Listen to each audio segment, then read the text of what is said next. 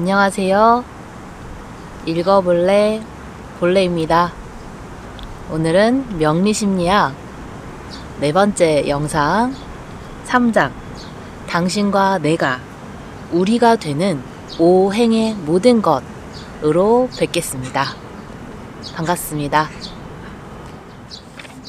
내 운명은 육식갑자 중에 겨우 4개의 구성, 즉 8글자에 불과하다. 이것은 곧 애초에 삶이 결핍해서 시작되었음을 의미한다. 부족한 게 없다면 인간은 아무것도 하지 않으려 하겠죠. 만족스러우니까. 무언가를 채우거나 바꿔야 할 이유가 하등 없으니 그 상태가 신의 상태와 무엇이 다를까? 약간 이런 엉뚱한 생각이 드네요. 3장의 구성은요. 3장 당신과 내가 우리가 되는 오행의 모든 것 구성은 페이지 153 눈빛만 봐도 통하는 사이, 숨만 쉬어도 어색한 사이. 눈빛만 봐도 알 수 있잖아. 이 노래 아시나요? 페이지 161 오행이란 과연 무엇일까? 페이지 178 오행이 만들어내는 생과 극의 드라마. 생이라는 건 살리는 거, 서로에게 협조가 되고 보탬이 되는 거, 극이라는 건 뺏는 거, 손해를 보게 하는 거, 이런 뜻인 것 같아요. 페이지 193 간략하게 내 사주를 풀어보는 방법. 기대되네요. 그쵸? 페이지 204 정신의학과 명리학으로 함께 보는 5가지 성격 유형. 무슨 약간 MBTI 느낌이 살짝 나면서, 그쵸? 페이지 219 때로는 내 삶에 천적이 필요한 경우도 있다.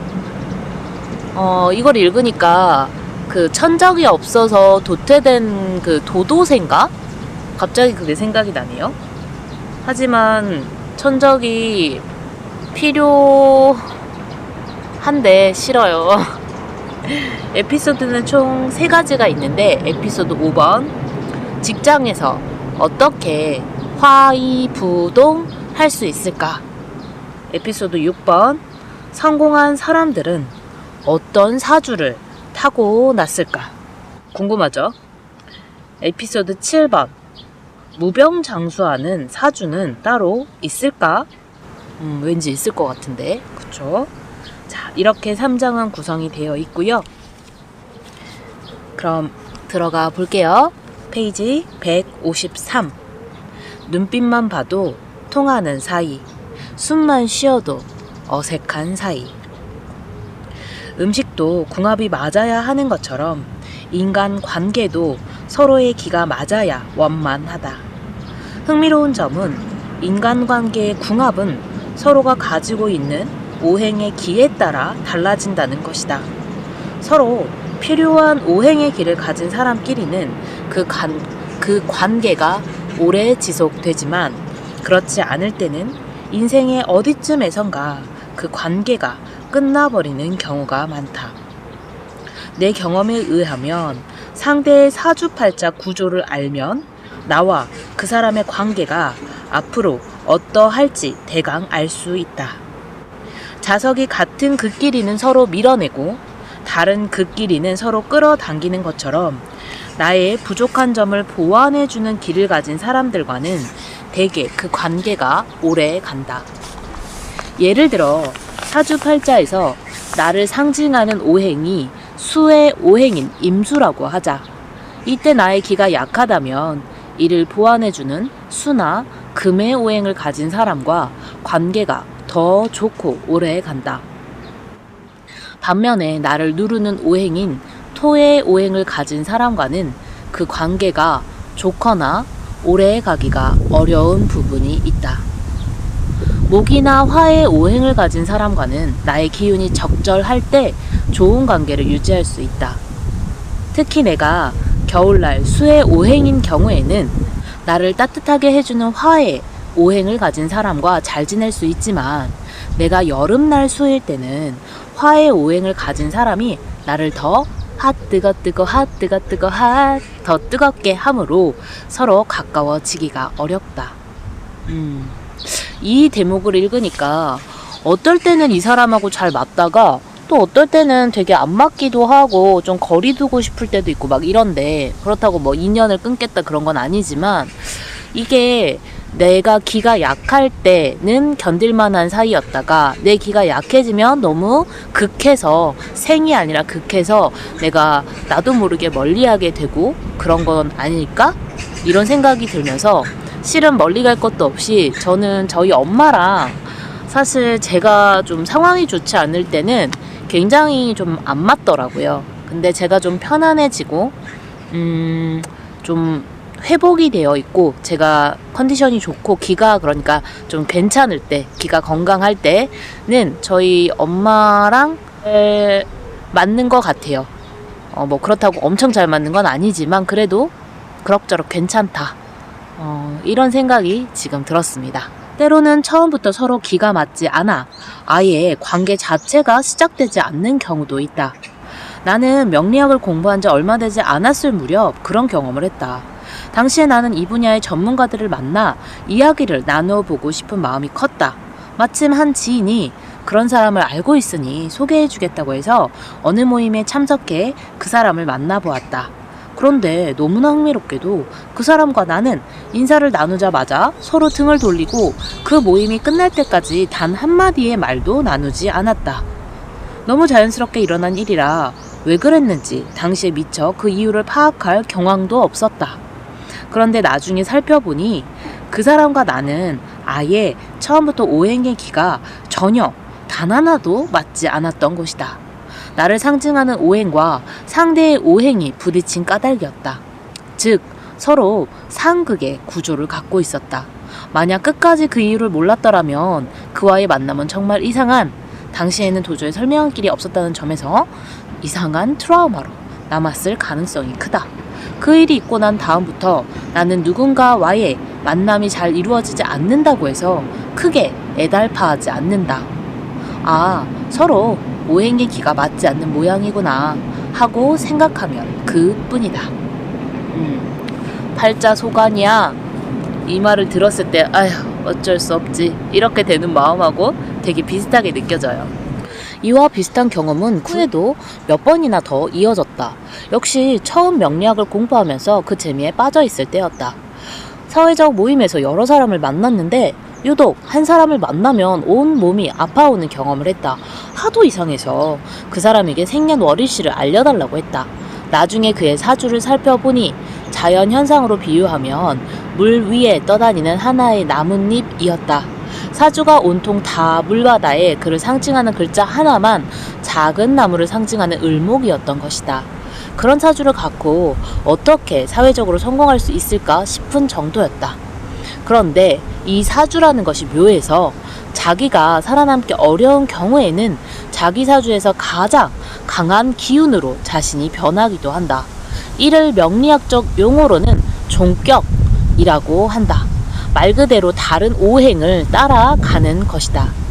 그러면 원래 자신이 목의 오행을 타고났어도 그것이 수의 오행으로 변화해서 그대로 살아가게 된다. 실제로는 목의 사주를 갖고 있었지만 수의 오행이 지닌 특성을 고스란히 보여주었다. 이야기하기를 좋아하고 변화무쌍하며 우수한 적응력을 갖고 있었다.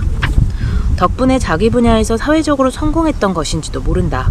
한편으로 그의 사주는 온 세상이 차가운 물바다라고 할 수 있으니 나로서는 당연히 맞지 않는 느낌이 들 수밖에 없었던 것이다. 그러한 해석의 근원이 되는 원리는 다름 아니라 자연현상에서 나온 것이다. 예를 들어 더운 여름날의 나무에는 물이 가장 필요하다. 같은 원리로 더운 여름날에 태어난 나무의 오행을 가진 사람에게 가장 필요한 기는 수의 기운이다. 그러므로 화의 오행은 그다지 필요하지 않다. 이미 계절에서 충분히 그 길을 받고 있기 때문이다. 반면 한겨울에 태어난 나무의 오행을 가진 사람에게는 당연히 화의 오행이 필요하다. 이처럼 내가 성장하는데 꼭 필요한 오행이 자기 사주팔자 안에 함께 있는 사람들은 대체로 무난한 삶을 산다.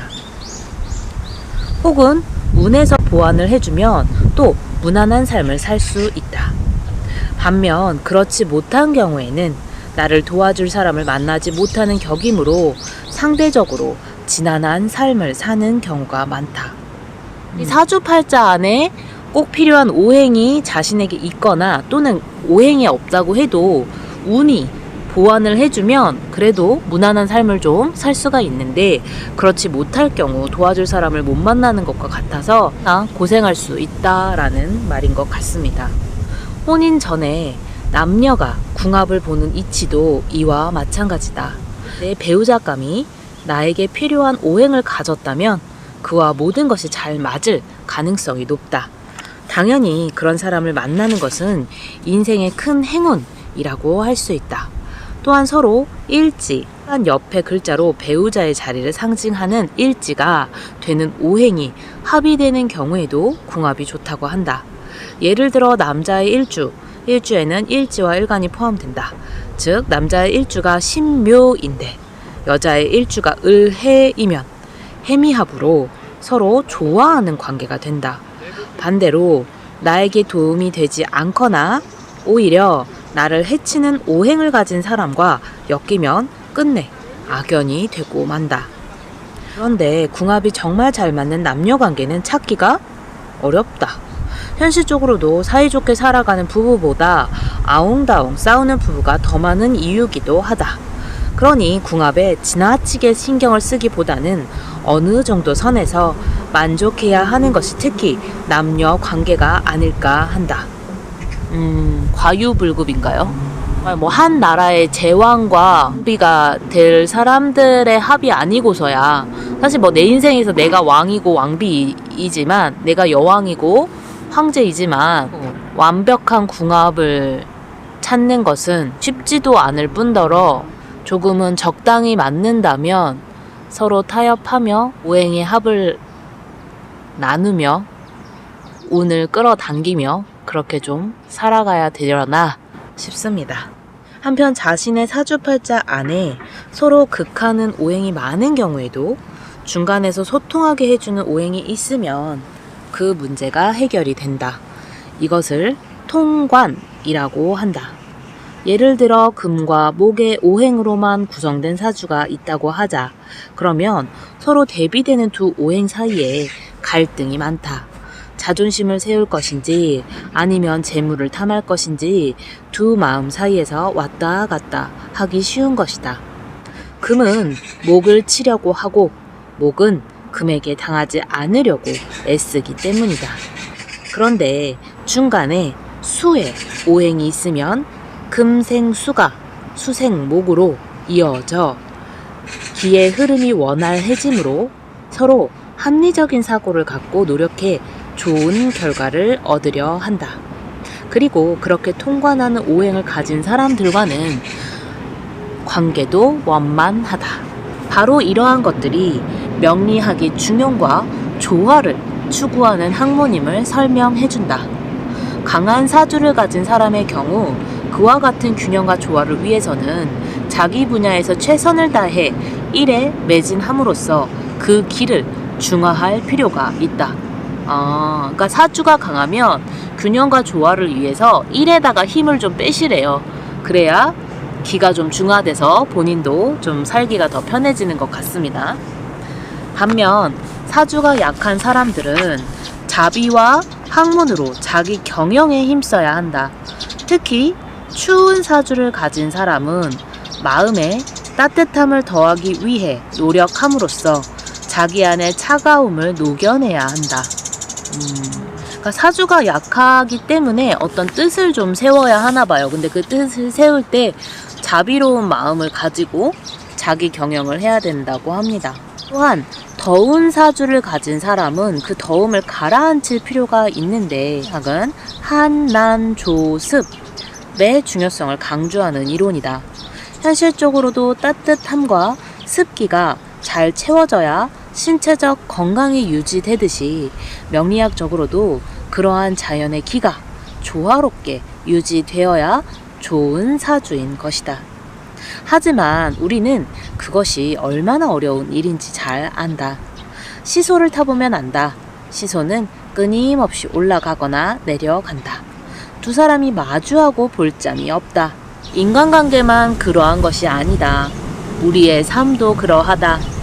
누군가 인생에 대해 마냥 구름이 끼다가 잠시 한 줄기 햇살이 내비치는 것이라고 했는데 정말 맞는 말이다. 그리고 그것 또한 내가 선택할 수 있는 것이 아니다. 그러니 자신의 삶이 행복하다고 자만할 필요도 불행하다고 스스로를 탓할 필요도 없다. 내게 주어진 인생을 있는 그대로 껴안고 최선을 다해 살아내는 수밖에는 다른 도리가 없지 않겠는가. 어떤 의미에서는 그러는 것 또한 내가 내 인생과 궁합을 맞추어가는 일인지도 모르겠다.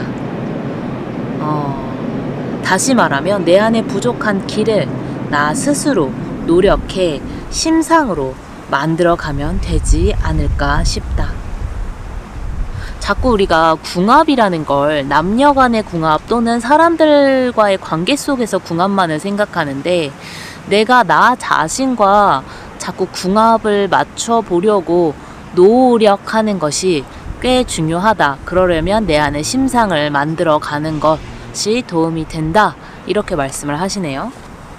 어느 명리학자가 한 사람의 운명을 좌우하는 것에는 타고난 사주팔자가 3분의 1, 매년 운의 흐름이 3분의 1, 심상이 3분의 1이라고 했는데 일리가 있는 말이다.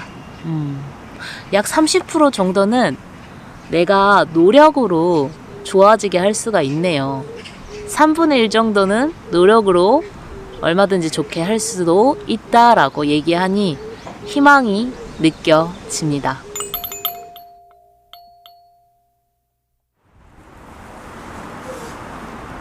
페이지 161. 오행이란 과연 무엇일까? 이 책의 처음에도 언급했듯이 오행은 기본적으로 융이 말하는 태고 유형에 해당한다고 생각한다. 융은 개인이 태어난 세계의 형태는 이미 잠재적 이미지로서 선천 그에게 갖추어져 있다 라는 말로 우리의 집단 무의식을 설명했다. 그러면서 우리는 이미 태어나기 전부터 뇌 속에 자연의 이미지를 갖고 있다고 주장했다. 그가 말하는 태고 유형의 이미지는 그 모습이 각기 달라도 모든 인간의 역사 속에서 신화나 전설이나 미신으로 존재하는데 이를 보면 그의 이론이 맞다는 것을 느낀다. 그리고 나는 이것이 동양 사상에서 보다 더 은유적으로 나타난 것이 바로 오행이라고 본다. 더불어 한국인을 위시한 동양 사람들이 명리학 이론을 쉽게 받아들이고 심지어 서양인들조차 흥미를 갖는 이유는 그것이 모든 인류의 태고 유형에 기초하고 있기 때문이라고 생각한다. 오행과 사주팔자의 관계는 명리학에서 가장 중요한 부분이다. 사주팔자는 무엇이고 오행은 무엇인지 이 둘의 관계는 어떠한지에 대한 이해가 없으면 명리학을 이해하기가 쉽지 않다. 일단 오행은 보다 더 정확히 말하면 음양오행설은 동양 사상의 기본이라고 할 수 있다.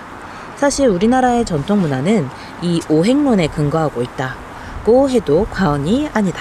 색도 오방색이라고 해서 5가지, 음도 궁상각지우의 5음, 인간이 지켜야 할 도리도 인의 예지신의 오상이라고 한다.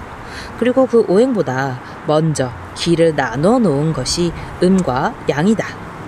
오행은 음에서 양으로 그리고 다시 양에서 음으로 돌아오는 과정을 보다 더 세분화한 것이다. 또한 오행은 사계절의 변화를 이미지로 나타낸 것이기도 하다. 음과 양이 생겨난 다음에 자연에서 가장 먼저 생겨난 기운은 수다. 만물은 물이 없으면 생존할 수 없기 때문이다. 수의 오행은 모으고 수축하는 기운을 상징한다. 성경의 창세기에서도 하나님이 빛과 어둠을 만든 다음에 물을 나누어 하늘을 만들고 물을 모아 땅을 만드는 구절이 나온다. 그 다음에 나타나는 기운은 화의 오행이다. 화는 팽창하는 기운이다. 그 다음에는 목의 기운이 나타나는데 이는 수와 화의 수축하고 팽창하는 기운이 만나서 생겨나는 생명력의 기운이다.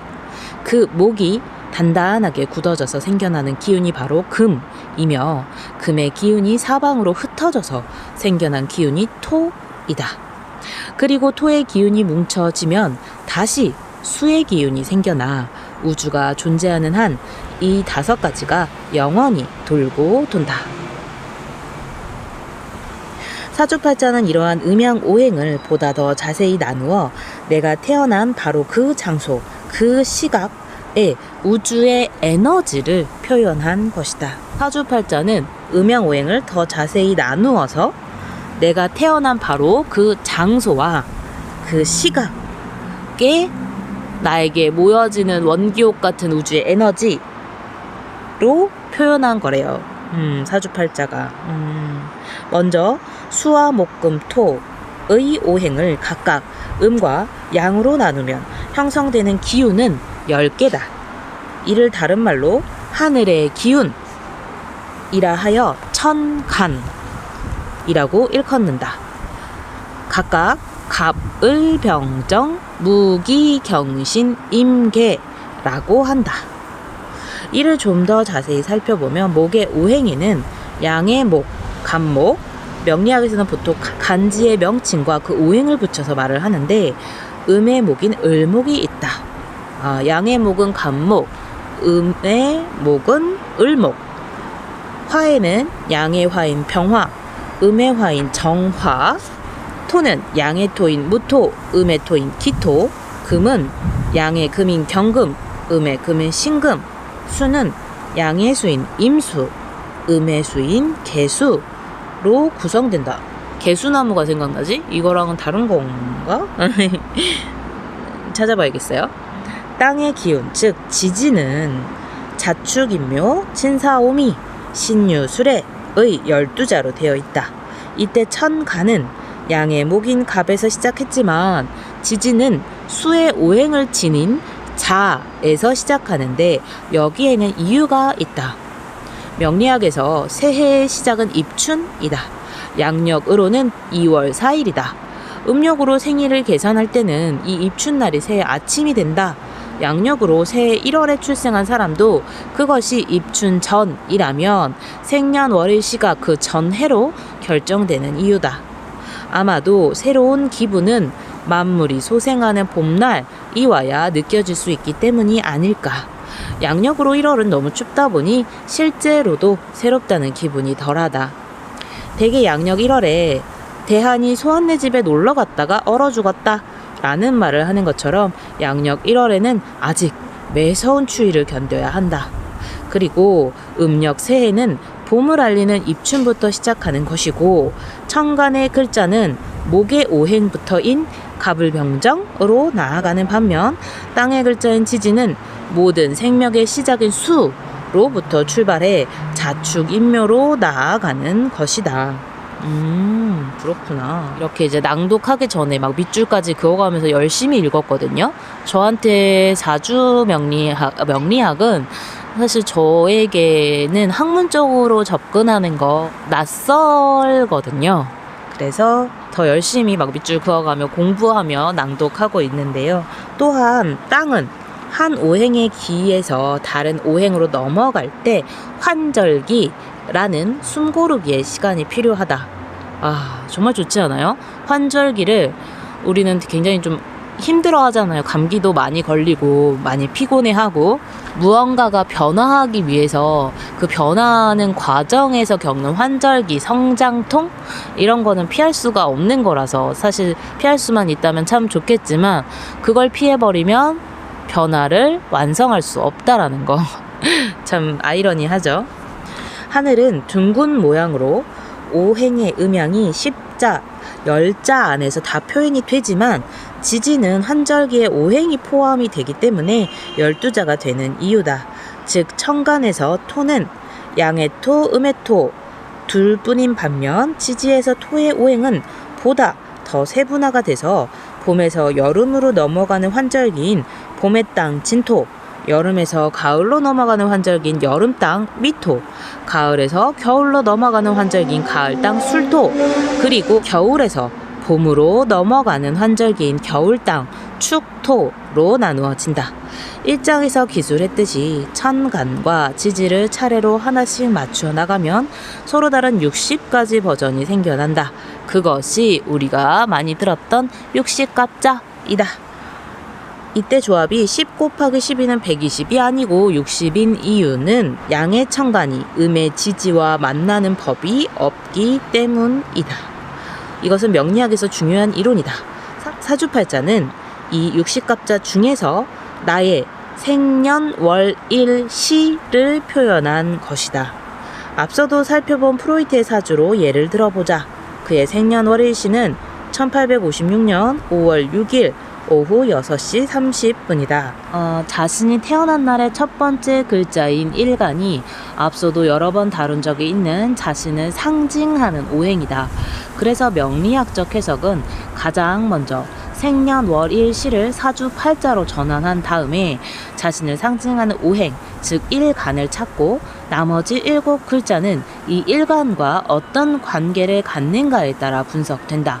흔히 나는 오행 중에서 토에 해당한다 라고 말을 할 때 그 기준이 되는 글자가 일간인 것이다. 즉 프로이트에게 일간은 자신이 태어난 날의 첫 번째 글자인 기토가 되고, 이를 자연현상에 비유하며 초여름날의 논밭, 옥토라고 할 수 있다. 그렇다면 옛사람들은 어떻게 해서 음양오행의 개념을 만들어냈을까? 아마도 자연의 변화를 보고 만들었으리라는 게 많은 학자의 의견이다. 낮과 밤과 사계절의 변화를 관찰하면서 음과 양의 오행을 추론했으며, 그러한 추론을 바탕으로 오행을 통해 인간의 특성을 분석하는 이론인 사주팔자를 고안해냈으리란 것이다. 역사적으로 중국 전국시대 추연이라는 사람이 음양의 이론과 오행의 이론을 합하였으며, 이는 한나라 때 더욱 발전했다고 전해진다. 가장 오래된 기록은 석영에서 찾아볼 수 있다. 우리나라의 경우 조선왕조실록에 보면 태종의 사주를 비롯해 세종, 정조, 중종에서 명종, 순조에 이르기까지 여러 차례 사주팔자에 관한 언급이 나온다. 특히 세종이 이 학문을 적재적소에 활용했다는 이야기가 전해지며 정조 때는 6번이나 기록에 정식으로 등장한다. 세자빈에 간택되기 위해 자기 딸의 사주팔자를 고친 사람의 이야기도 기록되어 있다. 앞서도 우리네 집단 무의식과 우리가 오랜 세월 팔자 소관이라는 말에 가져온 애착에 관해 언급했는데, 이 기록들을 보면 더욱 이해가 가는 일이다. 궁에서부터 사주팔자를 중시했다면 백성들 또한 그것을 더 큰 의미로 받아들였을 테니 말이다. 앞서 융의 태고 유형에 관해서도 말했듯이 오행은 철저하게 자연의 결과물이다.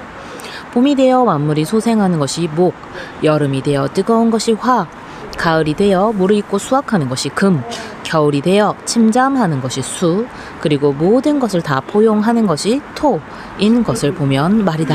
또한 명리학의 기본이 이 오행이라는 것은 나를 이루는 기가 고착된 것이 아니라 흘러 변화한다는 것을 뜻한다. 한자어로 행은 왼발이 걷는 모양과 오른발이 걷는 모양으로 이루어져 좌우의 발을 차례로 옮겨 걸어간다는 뜻이다. 탄생이란 그처럼 변화하는 우주의 기가 딱 그 시점에서 나의 첫 호흡을 통해 내 안으로 들어오는 순간을 말한다. 되게 멋있는 말이다. 응애하고 탄생이란 그처럼 변화하는 우주의 기가 딱 그 시점에서 나의 첫 호흡 했을 때 통해 내 안으로 들어오는 순간을 말한다. 아, 멋있네요. 즉 수태되는 시간을 정확히 알 수 없으니 태어나 첫 호흡하는 순간을 한 사람의 인생의 시작으로 보낸 것이다. 명리학에서 수태되는 때를 아는 법도 있기는 하다. 하늘과 땅 사이에 서 있는 인간, 즉 천지인으로서 내가 첫 호흡에 들이마시는 우주의 기로 나를 안다는 것만큼 신비로운 학문이 어디 있을까 싶다. 진짜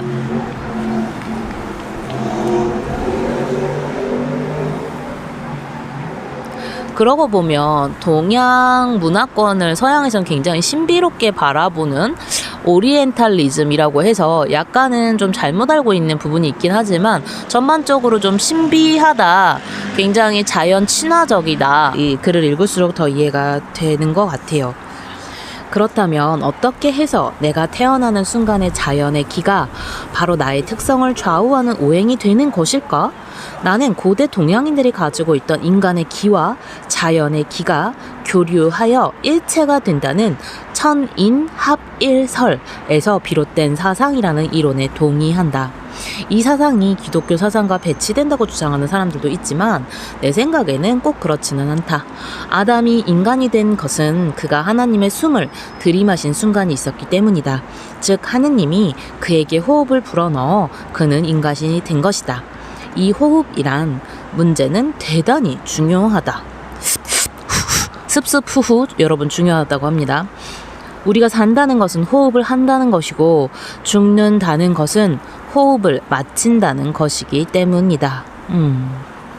그것을 기로 이야기하면 더 이상 우주의 기와 내가 호흡을 나눌 수 없을 때 우리는 생명이 다해 흙으로 돌아가는 존재가 된다는 사실이다. 명리학에서 인간의 첫 호흡의 순간을 가장 중요하게 생각하는 것은 어쩌면 당연한 일이라고 하겠다. 오행은 그 우주의 길을 자연의 이미지로 나타낸 것이다. 따라서 오행을 살펴보는 일만으로도 마치 그림을 보듯이 한 개인의 특성에 대해 잘 이해할 수 있다. 각 오행에 관한 좀 더 자세한 설명은 다음과 같다. 수의 오행. 수는 앞서도 설명했듯이 수축의 기운을 상징한다. 물이 생명의 근원이고 우리 몸의 70% 이상이 물이라는 사실은 누구나 안다. 그러므로 물은 지구상에서 가장 먼저 생겨난 기운이라고 할 수 있다. 물방울을 보면 물은 하나로 뭉치는 성질이 있다. 한편 물은 차갑다. 흔히 얼음장같이 냉정하다고 표현하지 않나. 바닷물을 보면 알 수 있듯이 물은 멀리서 보면 어둡지만 가까이서 보면 투명하다. 따라서 물의 기운이 상징하는 것은 지혜이고 자기 성찰이며 색깔로는 검정색을 나타내고 계절로는 겨울, 지구의 방위로는 북쪽을 상징한다. 또한 자연에서 상징하는 바를 살펴보면 양의 수는 태양, 음의 수는 샘물이나 물의 전기를 나타낸다. 물은 만물을 적셔주고 흐르면서 굽이치며 변화하는 속성을 지니고 있다. 그 모습에서 수의 오행을 가진 사람들은 새로운 것을 받아들이는 유연함이 우수하다고 분석된다. 유학의 오덕 중에서는 지를 나타낸다. 우리나라 건축물 중 홍지문이 수의 기운을 상징한다. 뜨거뜨거핫 화의 오행. 그 다음이 화의 오행이다. 이것은 불을 상징한다. 물이 위에서 아래로 내려오는 기운이라면 불은 아래에서 위로 올라가는 기운이다. 우리 몸은 체온이 유지되어야만 살 수 있다. 당연히 물과 더불어 불의 기운이 필요하다. 즉 차가움이 있으면 따뜻함도 있어야 한다. 불같이 뜨거운 사랑이라는 말도 있지 않은가. 수가 수축, 뭉침을 상징하는 기운이라면 화는 팽창, 확대를 상징하는 오행이다. 불은 주위를 밝힌다. 따라서 화의 기운을 가진 사람들은 바깥을 관찰하는 힘이 빠르다. 앞서 수의 기운이 자기 성찰을 상징했다면 화의 기운은 남의 문제는 잘 알지만 자기 성찰 능력은 부족한 면을 나타내기도 한다. 성격적으로는 능동적이고 진취적이며 급하지만 밝고 명랑함을 나타낸다.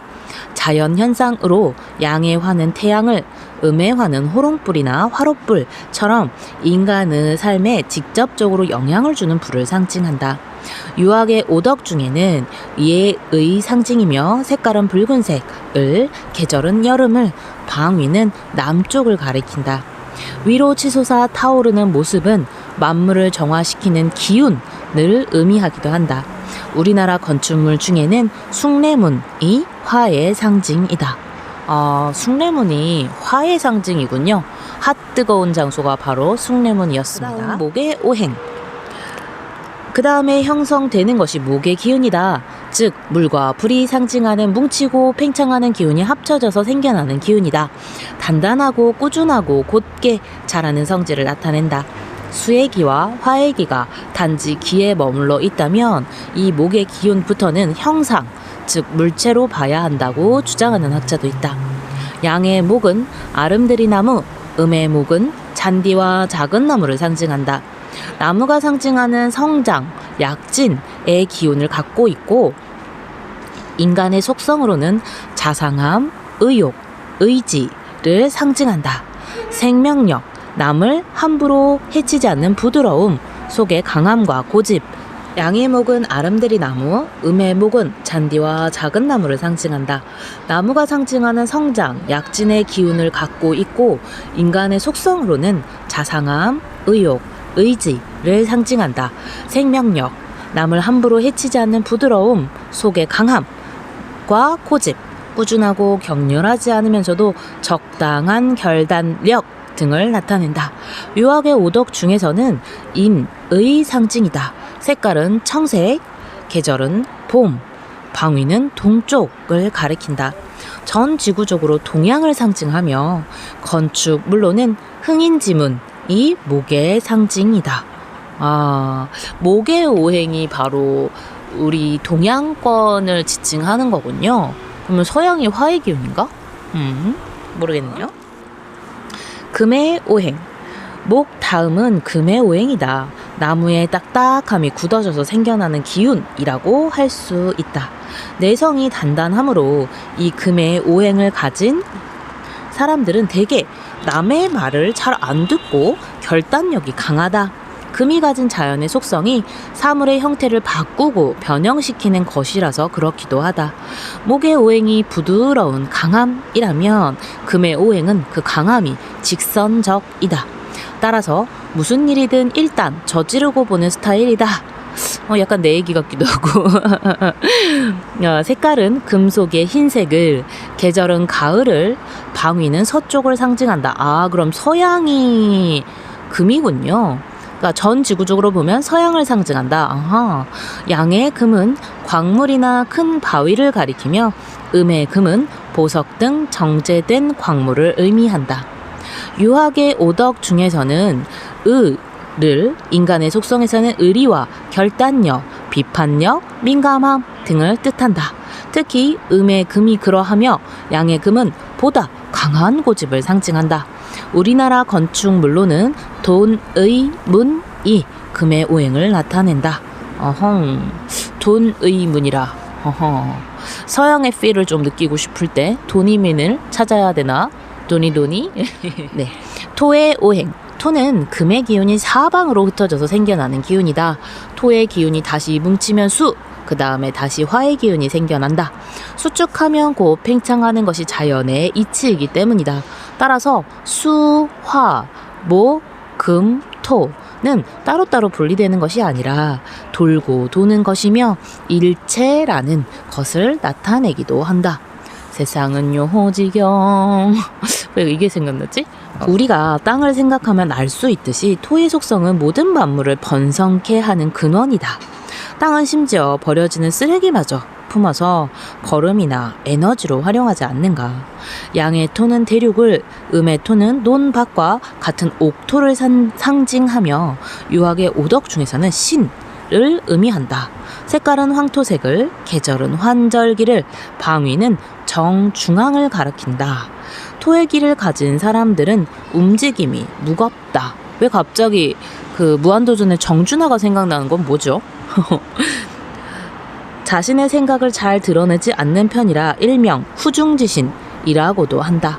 우리나라 건축물로는 보신각이 토의 상징이다. 해해로 넘어가는 어떤 환절기를 나타내는 걸까? 숨을 쉴 틈? 약간 뭐 이런 생각도 들고요. 네. 오늘의 가장 중요한 한마디는 이건 것 같아요. 한마디로 내 출생의 비밀에는 온 우주에 기가 얽혀 있는 셈이다. Number is energy 라는 뜻일까요? 네. 3장은 내용이 사실 굉장히 깊어요. 가장 양이 많기도 하고요. 그래서 3장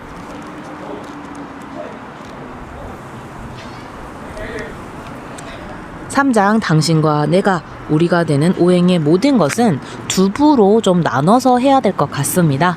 그러면 우리 읽어볼래 같이 들어주시는 구독자님들 또 구독자가 되어주실 새로운 님들 같이 읽으면서 마음도 나누고 감상도 나눌 수 있게 해주셔서 정말 감사합니다. 오늘도 평안한 시간들 되시고요. 명리학을 기반으로 나를 알고 너를 알고 좀 더 나답게 성장하고 편안하게 멋지게 살아갈 수 있는 날들이 되기를 바래요. 그럼 오늘은 여기까지 할게요. 읽어볼래 볼래였습니다.